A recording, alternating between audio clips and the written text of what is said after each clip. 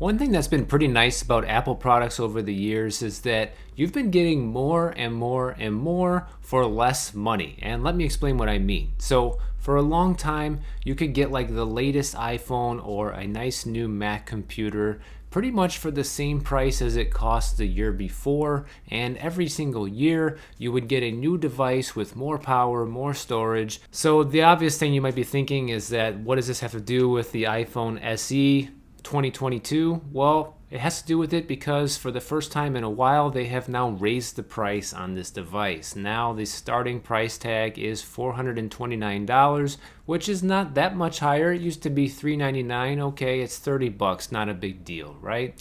Well, I think that's mostly true if you're looking at the iPhone SE, but if you're looking at buying one of those new Mac Studios or something, forget it. You're looking at double of what an old iMac used to cost. So they're getting people in some spots and just barely in others. But either way, it all adds up to Apple's bottom line.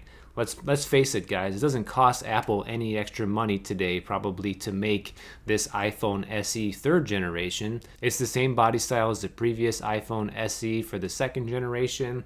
It just costs more now, so that's good for Apple shareholders. But let's see what else this phone has that actually is maybe worth the extra 30 bucks. Okay, they added 5G. That's a great thing. One thing that really sucks is the camera is still exactly the same camera. That's kind of a disappointment if you ask me. I feel like it's time they did something with the camera. It's been that same camera on the iPhone SE for a lot of years now, so that's a bit of a disappointment. Although I will say it is nice to see here that the A15 chip is now going to be in that new iPhone SE. And the cool thing about that is you can now buy Apple's cheapest iPhone that they make and still get the raw performance and power than you would get from an iPhone 13 Pro Max. That is just so cool. At least you don't have to sacrifice the power. And even though the design might be a little bit dated and you might not have every single feature that the best iPhone has, it's definitely going to last you for many years to come when it comes to usability and performance, because that A15 chip is not going to be outdated anytime soon. It's probably going to take at least 4 years before that even starts to feel slow. Although I will say here the battery life is not looking great compared to like an iPhone 13 Pro or a Pro Max. Only 15 hours compared to 22 hours or 28 hours. That's really not great. Although it's not far behind the iPhone 13 at 19 hours. This one's 15 hours. So, the iPhone 13 is kind of somewhere in the middle, and the SE does its best to keep up. Still doesn't have MagSafe, and still the starting storage is at 64 gigabytes. Still that same old display on the phone as well, so you're not really getting anything new in the way of that. The camera does have some small quality of life upgrades, like the Smart HDR4, for example, and the photographic style, so that's a little bit of a bump. Although it is still physically the same camera that was there in the last phone,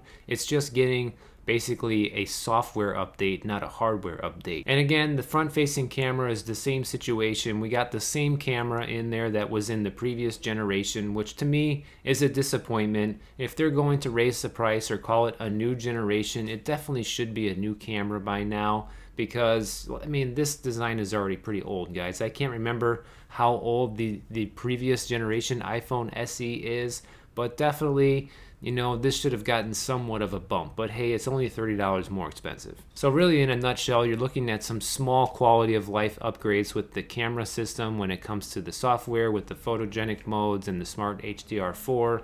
And you're looking at, a faster performing device with that new A15 chip. And you're looking at a little bit of improved battery life overall. But you're not really getting much else for your money with the iPhone SE.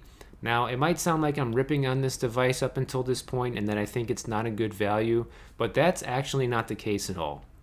Even though Apple didn't do that much to make this a better new generation iPhone SE, I still think it is a fantastic value that you can buy right now. If you would like to have an iPhone but you don't have the big budget for a 13 or 13 Pro model, this is an excellent trade-off if you ask me. You're still getting 80% of the features that the best phones that Apple has at a fraction of the price. You're getting it for less than half, guys. So to get 80% of the features for 40% of the price, that's pretty damn good if you ask me.